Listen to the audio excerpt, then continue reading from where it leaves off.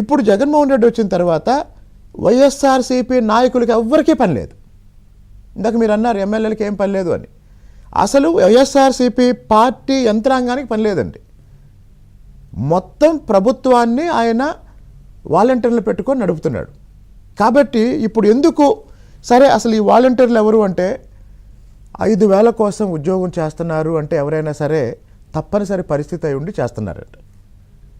తప్పనిసరి పరిస్థితి అయి ఉండి చేస్తున్నారు. ఎంత శాతం మంది అట్లా ఓన్లీ జీతం కోసం చేస్తున్నారు గఫూర్ గారు అన్నట్టు మీరు అన్నారు కదా? ఒకటండి, నేను ఒక 20 నుంచి 30% ఉంటారేమో అట్లా జీతం కోసమే పనిచేసేవాళ్ళు అనుకుంటున్నాను. ఇప్పుడు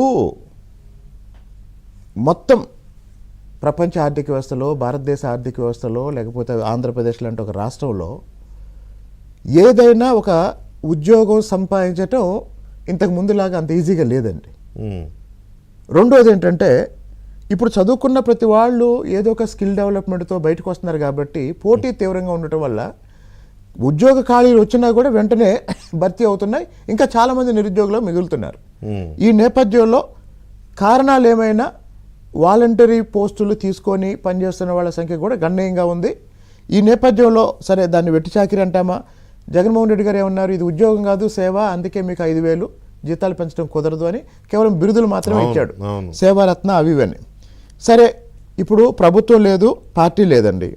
మరి ప్రభుత్వం లేకుండా, పార్టీ లేకుండా రేపొద్దున ఎన్నికలు ఎలా చేస్తాడు? రేపొద్దున ఎన్నికలు ఎలా చేస్తాడు అంటే ఇప్పుడు ఈ వాలంటీర్లకి శిక్షణ అంటున్నాడు కదా. మీకు ముందు ఇందాక పత్రిక గురించి, ఆంధ్రజ్యోతి గురించి ఒక మాట చెప్పి మీతో విషయాలు చెప్తా.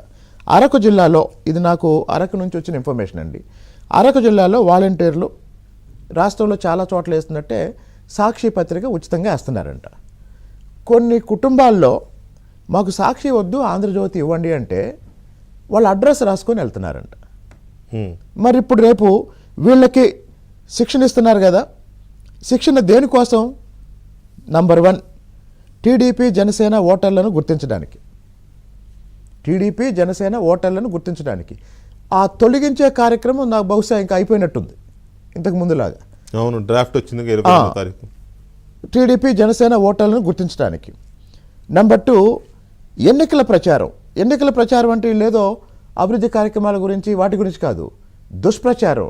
అంటే ప్రజల దగ్గరికి వెళ్ళి టీడీపీ అధికారంలోకి వస్తే ఈ పథకం తీసేస్తారు కాబట్టి నువ్వు జగనన్నకే ఓటయ్యి అని టీడీపీకి వ్యతిరేకంగా జగన్మోహన్ రెడ్డికి మద్దతుగా ఎన్నికల ప్రచారం. అన్నిటికీ మించి బహుశా నేను కొద్ది రోజుల నుంచి ఆలోచిస్తున్నాను, ఎన్నికల్లో డబ్బులు పంచడానికి వీళ్ళని వాడుకోవచ్చు. అయితే ఇక్కడ వాలంటీర్లందరికీ నేను చెప్పేది ఏంటంటే దాదాపు 5 సంవత్సరాల నుంచి మీరు నెలకు 5,000 జీతంతో పనిచేస్తున్నారు అంటే సంవత్సరానికి 60,000 వస్తున్నాయి. ఈ 5 ఏళ్లలో 3 లక్షలు వచ్చి ఉంటాయి. అదే మీకు ఇంకొక ఉద్యోగం ఉన్నట్లయితే ఏ సంవత్సరానికి 6 లక్షలు, 5 లక్షలు, 6 లక్షలు సంపాదించుకునే వాళ్ళు రేపు డబ్బు పంచడానికి మీకు ఒక 100 ఓటర్లకో 200 ఓటర్లకో మీ చేతికి డబ్బు ఇస్తారు. వాలంటీర్లందరికీ విజ్ఞప్తి, ఆ డబ్బులు మీరే తీసేసుకోండి, మీరే మింగేయండి. మింగేయటం కాదు, అదే అంతే, వాళ్ళు తప్పలేదు. ఇన్నాళ్ళు సేవ చేసినందుకు ఆ డబ్బులు మీరు తీసేసుకుంటే కాస్త కష్టానికి తగ్గ ఫలితం దక్కినట్టు అవుతుంది. ఇప్పుడు మామూలుగా అట్లా డబ్బులు, ఎందుకంటే మీరు అసంఘటిత రంగంలో ఉన్నారు కాబట్టి మీ తరఫున జగన్మోహన్ రెడ్డి లాంటి ఒక మోడ్రన్ బందిపోటు ఆధునిక పద్ధతుల్లో సమాజాన్ని దోసుకొని, ఇప్పుడు మన చిన్నప్పుడు చంబల్లో బందిపోటుల గురించి విన్నాం, అవును సినిమాలు. కానీ Jaganmohan Reddy 21st century dacoit with modern approach and modern skills and modern techniques.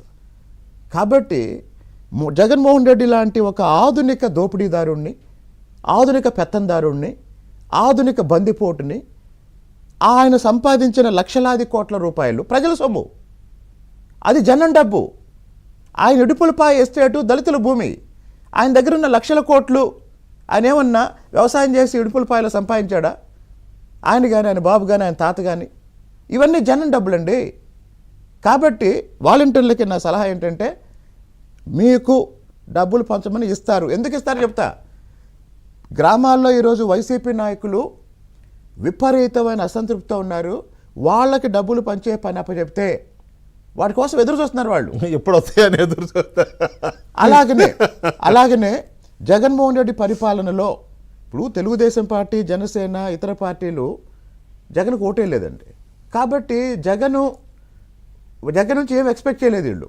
కానీ జగన్ ఓటేసి జగన్ నుంచి చాలా ఆశించిన కార్యకర్తలు ఉన్నారే,